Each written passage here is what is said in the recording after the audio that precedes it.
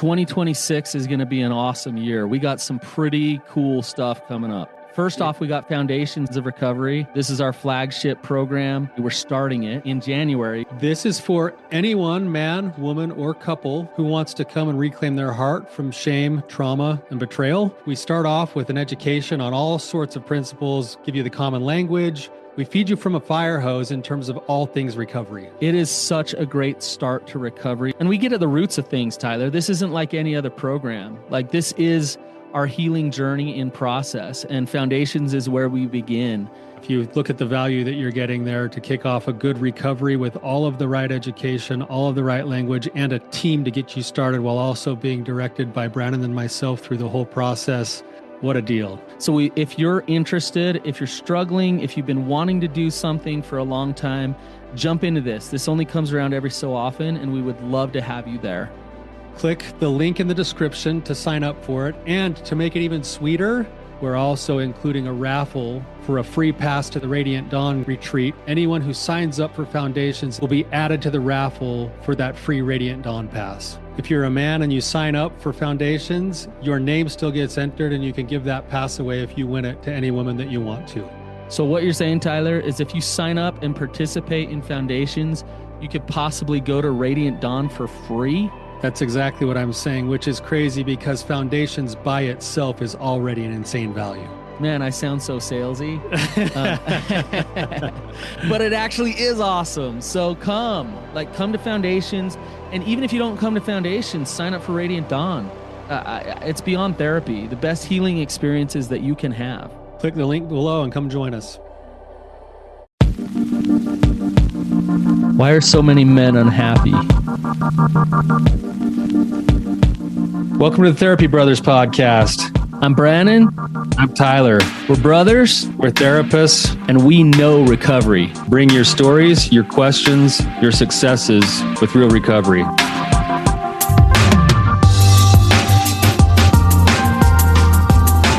Hey, Tyler, you ready to have some hard conversations? Let's do it. Let the Therapy Brothers podcast begin. Brannon, good to see you, man. Good to see you too. It's always good to see you. I know. It's like the highlight of my week, just to get together with you for a couple hours to do some podcasting. Oh man, it's hard. It's hard to, get some time with you, but when I do, it just makes my day. It's the best. I've had this thing, like it's funny, Brannon, because I've kind of had it called out in my life a little bit lately where, I get along well with pretty much anyone that I bump into. Like, I kind of just can get along with everybody. But I've always felt like I play this role where I connect other people and they make best friends, but then I never really have too many really deep connections. And it started to dawn on me that that's a me issue more than it is other people's issue. Because I work with people for a living, and then as soon as I'm done working, I just want to go home and not talk to anybody. Oh my gosh, yeah. I would go to places like church or wherever and just avoid getting to know people better, because all week long it was deep, heavy, hard, difficult stuff. So I feel you. I totally know what you're talking about, but. No, you got some good relationships though. Oh, I love my relationships. I got some really good, and it's pretty cool. With the community that we're building, there's a lot more of that. Lately in the last couple of years, just the community that we're building outside of my practice, that's been a real kind of awesome thing to just kind of be a peripheral part of too, and feel those connections as well. I'm just laughing because Rex called me and he said he was going up to your house. And he's like, and I was like, oh, that sounds fun. And he's like, what, are you jealous? I was like, what? No, I just said that sounds fun. Well, what, can us two hang out with that? He was joking. Hey, I hardly ever get together with Rex. That's what I told him. Yeah, I spent the weekend with him this weekend. It was great. I didn't even really say a whole lot, but we just spent the weekend together and it was awesome. So yeah, he's the man. Yeah. So, but I'm the favorite brother, I guess. Well, you are. I've always been jealous of yours and Rex's, kidding. And Rex has probably been jealous of yours and mine, and you're the favorite in between. Well, I am in between. Yeah. So that's where I've always been in the family. So, all right. Should we dive into this, Tyler? Yeah, this will be an interesting topic. It might it might kind of ruffle some feathers today, but that's okay. We're going to talk about some things that, it's some theories and things that some people come up with that might actually have some truth to them. Tyler, when some things just kind of come together and it seems like God is just trying to give you a message or something. It was interesting last week that happened to me. So we've been working hard on preparing for Rising Sun, getting Rising Sun like just going and dialing that in. And last week I was listening to the radio. It's just KSL, just normal radio station, and it was like 20 to 30 minutes of this guy getting interviewed who has done a bunch of research about the life satisfaction of men and how men are doing. What are you doing listening to normal radio in the first place? What do you mean? Like I didn't know that was still there. I didn't know anyone still listened to radio. Oh, I always do. Okay. Yeah, I always but somehow you found a gold nugget there. Yeah. and this researcher was going on and on about basically like the like breakdown of masculinity is real in our society. And he said 1/3 of men are depressed and unsatisfied and feel very little purpose in their life. He said that there's an increase in men who are not participating in the workforce. Like a lot of men don't even have jobs or participate. There's an increase in things like mental illness, depression, and those type of things amongst men. And so all the things he was saying, it wasn't shocking me because we see this day in and day out. You kind of feel that in a lot of the men we work with. They're almost like they're like kind of hollowed out a little bit. Yeah. And I even think of a lot of people in my personal life and friends and things like that. And yeah, everybody has their challenges, but a lot of the men in my life, there's something lacking for them. They're not satisfied. They don't feel that purpose in their life. And so that's what I want to talk about today. I think this is a theory that we're going to talk about today, but I think there's some real merit to it and something to explore. And so So part of what happened too is that you heard this on the radio, listening to the radio, which nobody does. Right. And then like right after that, another man that we know together sent a video. The next day. Yeah, the next day about a similar topic with this theory that we're going to talk about today. Yeah. So this is how it goes. It's the theory is something like this, is that as men we have different archetypes. There's different like essences about who we are as men. And some of the things have been deemed as really bad, dangerous, and not okay. And so over time with society, things have just broken down.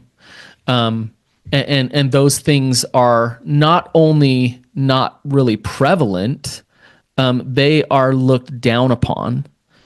And as long as a man doesn't have these things in his life, then he will be unhappy.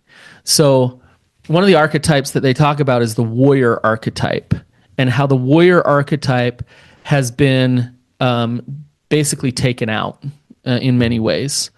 And so, could you talk about the warrior archetype, Tyler? Do you know what that is? Yeah. So, well, the warrior archetype is basically that, part of the identity of the masculine energy is that you're built for battle. And usually that battle needs to include a bigger purpose than yourself. And that makes you dangerous, that makes you need to actually be able to be dangerous in order to be protective of things. Otherwise, you can't really protect anything. Yeah. And so that's kind of what we're getting at is that at the heart of the masculine energy, it's actually built in. Now part of what I think you're saying, Brannon, and what this guy is saying is that you look at like the way society is unfolding right now, and for a really long time, for good reason, the energy of being dangerous has also caused a lot of problems, right? You got rape culture, You got power differentials. You have all of these kind of things that get talked about. And I think maybe what the researcher on the radio was starting to say is that maybe it's gone a little bit too far. And as men try to actually distance themselves from being dangerous, they're actually, in some ways, self-rejecting some of the things that are built into them. And rather than trying to get rid of them, they need to learn how to channel those energies differently.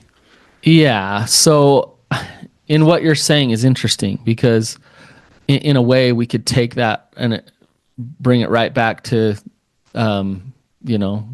fighting against this part of masculinity, right? The reality is a man who goes and causes harm to other people, yeah, that's a problem, obviously. And so this is the kind of the tricky thing to do, I think, is one part of the warrior that's important is aggression. And certain people might not like some of the things we say here about masculinity because it's uncomfortable. But you hang out with my two boys and they're, 10 and 14. And I'm telling you what, Tyler, aggression is part of it. Messing with each other, fighting with each other, seeing what they can get away with. But aggression is a part of it. And I don't think that's because I'm a bad father. I think that's in them. It's in them. Tyler, when you and I were boys and you threw me against that wooden box and busted my teeth out, or remember how much we used to wrestle in the front room? Yeah. Like we would get bored and we would spend hours just wrestling, and it was so fun. It was the only time I could dominate you. I could get you in the headlock. Right? Or those times out on the basketball court when the competition just heated up. The temperature just gets a little hotter. And it felt good. Yeah. Like it felt good to like box someone out kind of hard and fight for that victory. That felt good. And there's nothing wrong with that. In fact, it's in us. And you look at survival, there's a reason why a certain level of aggression is important for men to have. It's a protective measure for their tribe, for their family. It needs to be there. Right? So, but coming back to what you were just saying is, okay, but what about all this other horrible stuff that happens as a result of aggression? I think that's where you get that term toxic masculinity. People use the term toxic masculinity to make all of masculinity bad, when in reality, the toxic part is basically what you might call the God-given aggression gone to a selfish, self-serving, or unhealthy place. Right. And rather than being channeled into a place where there is actual real purpose and need for it. Right. So we've thrown the baby out with the bathwater. Is because of that, Tyler, we then go to a place of you better just play Mr. Nice Guy, and be a good, calm, meek man. Right. Now, here's what happens when a man doesn't have aggression. Now, I want to reiterate something you just said, Tyler. Channel it. Channel the aggression. That's the way of the warrior. That's why, when you look at all these movies where, even Kung Fu Panda, I knew you'd come to that one. I love Kung Fu Panda, but it's about channeling the energy for good, for something bigger than yourself, rather than getting rid of it altogether. Yes. So channeling it is really important. When you channel it, think about that, Tyler. When you channel aggression, you figure out where you're fighting your battle and you have some purpose. When you kill the aggression and don't fight a battle, you have depression. Because you're sitting here and that depression's speaking to you. It's saying, God's saying, hey, you're here for a purpose. You're here for a purpose. Hello, wake up. Yeah. And you're like, no, I can't. It's bad. I won't. But I'm depressed. Well, you need to find that energy inside of you, that like fierce, powerful warrior energy inside of you and start to channel it towards something. And we're some kind of worthy battles to fight. Yeah, and there's plenty out there, Yeah. right? That are worthy and that need to be fought. Like, weren't you gonna get in the ring, Tyler? In like the actual physical ring? Yeah. Yeah, I had this dream. Like, I got into like I don't know if this is a worthy battle. It's probably just a way to get my butt kicked. But I had this dream. I started watching UFC and I got really enthralled with UFC. And one of the reasons why I love that, by the way, Brannon, on this topic is because when you put two people inside of that cage, there is really only one person is going to emerge the winner, and you have to put everything on the line. It's true warrior heart, right? Yeah. That's what I love about it. So and it's aggression at its finest. It's aggression, but even the best fighters though are controlled with their aggression. Channeled aggression. They channel their aggression properly, and they're trained to use it properly, and then it works out for them. So so I had a dream one time that I was going to go to like amateur night and just get into the ring just for the sake of trying out UFC, but I have no training. So my whole goal is to just start the fight. I hope whoever I fight eventually, I hope they don't hear this. I'm just going to run across the ring and do a flying knee, and then all bets are off, just so I can say I did it. Yeah, it's interesting that you have that desire though. Oh, I remember, Brannon, like this is like little boys, like not even little boys, but teenagers. Do you remember we were in the old beat up white van on 9/11 when 9/11 happened? Oh yeah. And we kind of had that day together. In the next few days after that, we drive around doing our lawn care stuff. And while I would drive, I would just daydream about being the dude who parachuted out of the plane and went and blew up Osama bin Laden. And like, like I couldn't wait to be that guy. I almost enlisted. I was that close. Oh, I was close. Yeah. Yeah. Because something inside called, like, it's on. I want to be that guy, right? Yeah, I want to be that guy. Well, I've been listening to Extreme Ownership and with Jocko and Leaf. And it's interesting because really what that book is all about is this channeled aggression. Like these guys are badasses. Like they are, heck yeah. Like talk about warriors, right? Yeah. But they do it where they're channeled, where they can step into the fight calculated and ready to go, and they're trained, right? So like we as men need to live that way more. Instead of getting rid of the aggression, instead of looking at it as bad, we need to take that energy and put it towards something that is important. Okay, you ready for the next one? Yeah, I'll just say one thing about that, like with the whole Jocko Willink thing. What's interesting to me is that he's an interesting dichotomy because he's this Navy SEAL dude that is like famous and everybody and he wrote these books.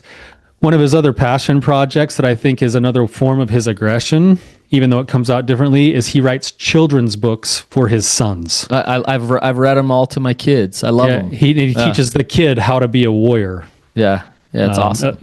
So. But talk about channeling it, right? Right. To actually part of his purpose and mission is to help children, right? Yep. As well as like take out the terrorists in Iraq.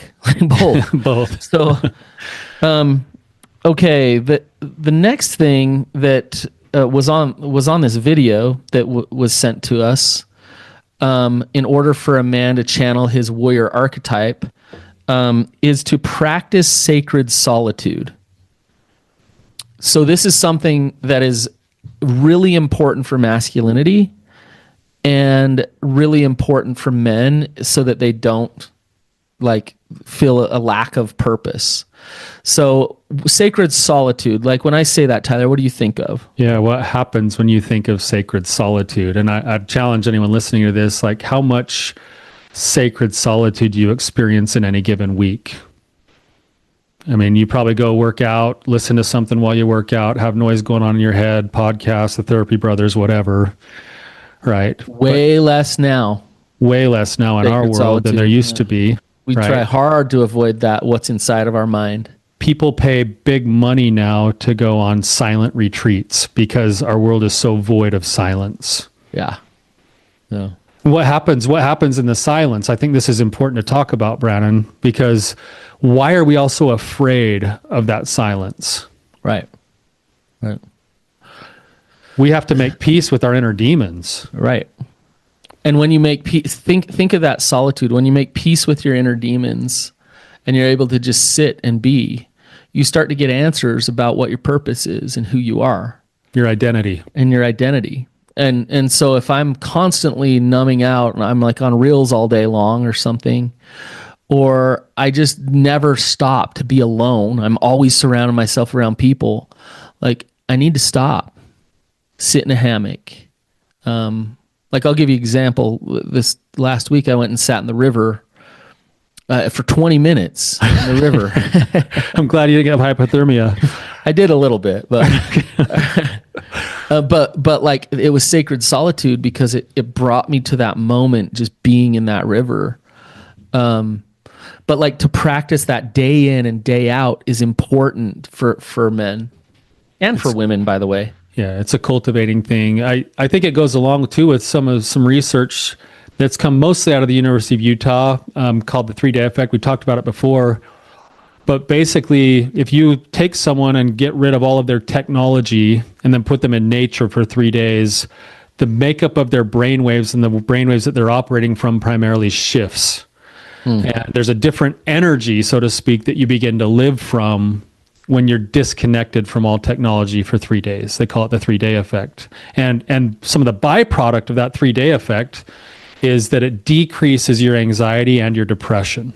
So your mental health actually gets better when the 3-day effect starts to take effect. Yeah, interesting. Yeah. So if you think about it, let's we're only getting through half of these so far, but here we are as a society with men who are told that they can't be aggressive and are given every opportunity to avoid sacred solitude. Like it's at your fingertips. It's just so easy and so automatic to get. And so you just mix those two things together and you're left with men drinking Mountain Dew, looking at porn, and what was the other one? Playing video games. Yeah. That's what you're left with. Well, those three things actually fit this archetype. They're just counterfeit versions of it. Well, that's a great point. Take video games. It's like they're in a war, they're in a battle, there's strategy, there's all this stuff. It's just a bit counterfeit. Yeah. So, and it's interesting. It kind of proves our point.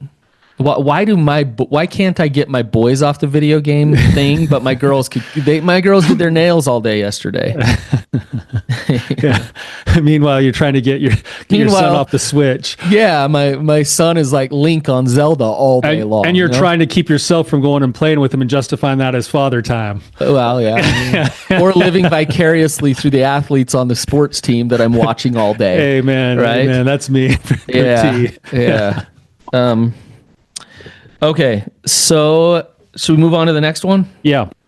Okay, so the next one, in order to cultivate your warrior archetype, is to seek out risk, to live on the edge and to seek out risk.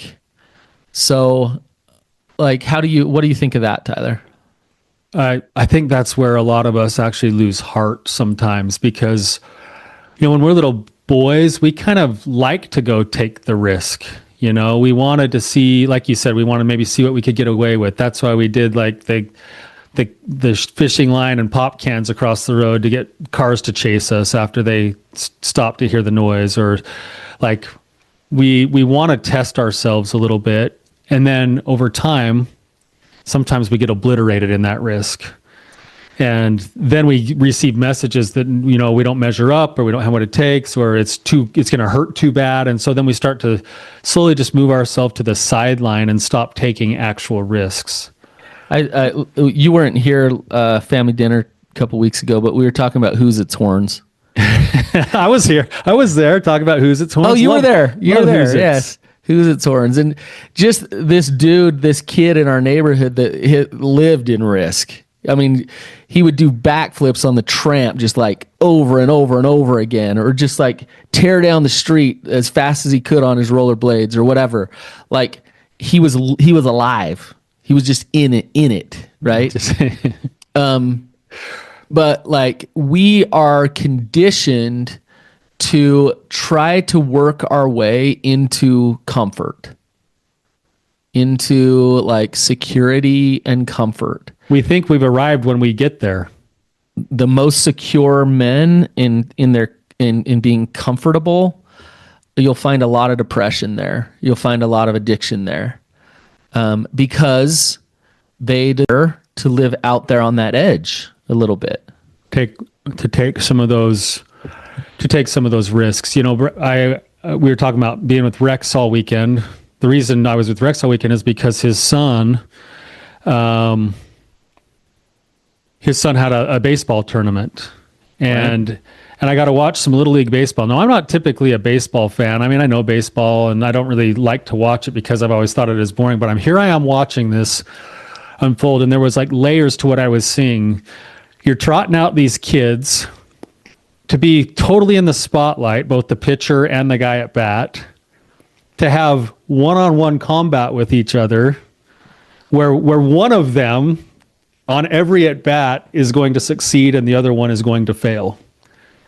And then they're surrounded by these grown men who are stepping in as like these support systems, like almost like the mentors into the masculinity. All the while, the game is being played with the mind, the strategy, like everything else is going into it. And I thought to myself, like, as much as I've never really liked baseball, baseball has a lot of these things we're talking about built into it, you know. And you're crazy for not liking baseball.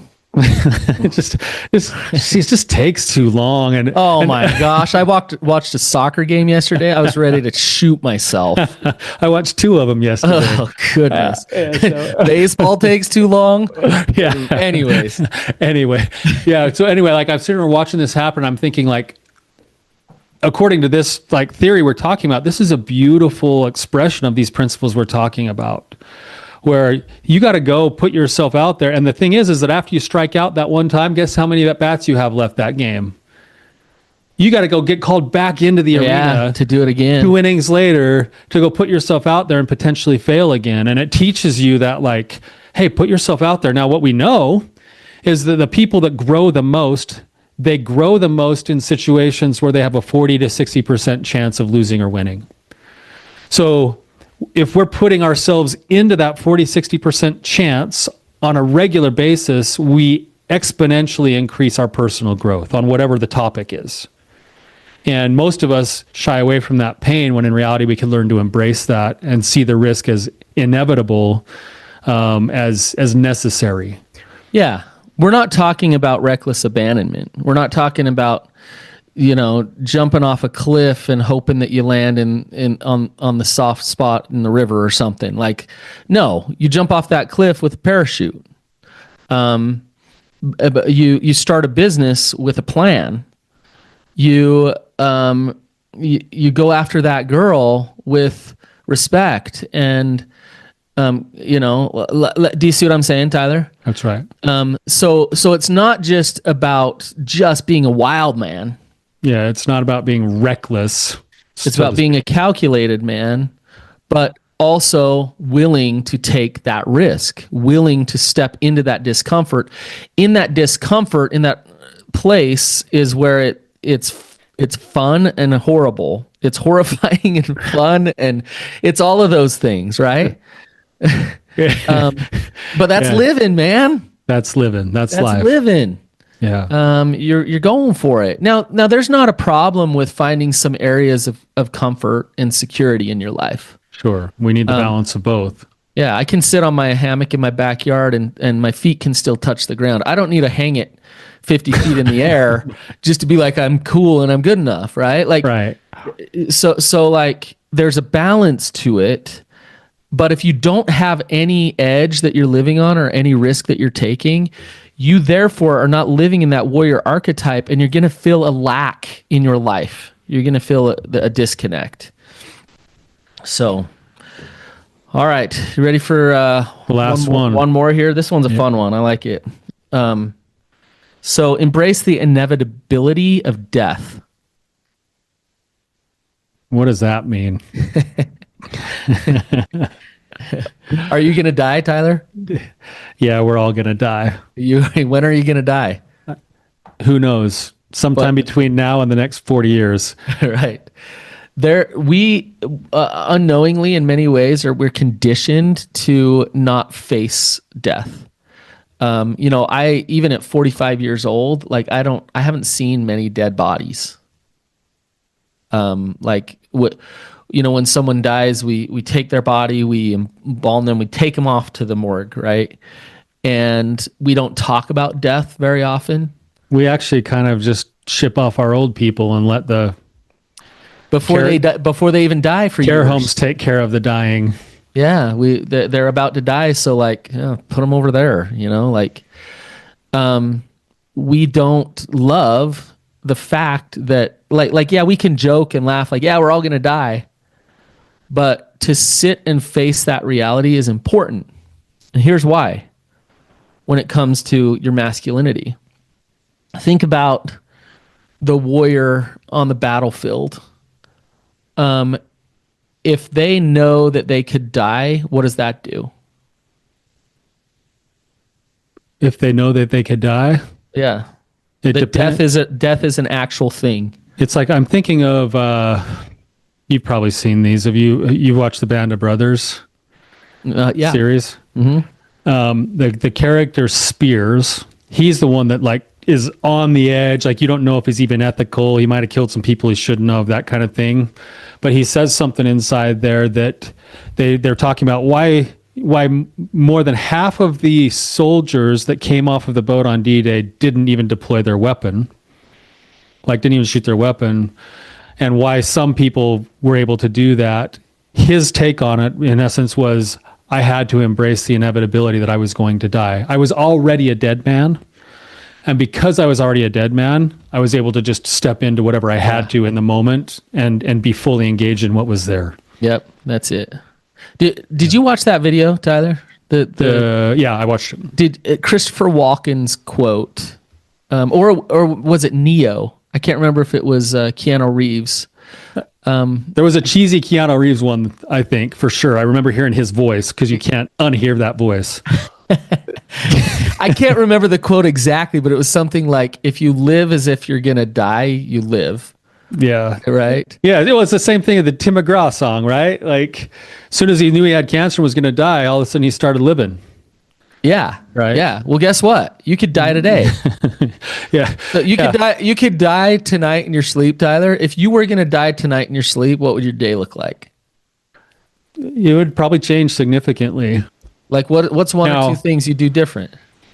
Well, I probably would shrink down my day in terms of the appointments that I have left so that I could spend some more time with my wife and my kids. Yeah. And I'd probably go spend a little bit more time letting the people that I know that matter to me, how much I love them. And then I'd spend the rest of my time trying to leave a mark on this world. Right. And the question, I'm not trying to put you on the spot here, Tyler, but are there some people in your life that you haven't let know that you love them for a while, that you've neglected? 100%. You could die tonight. Yep.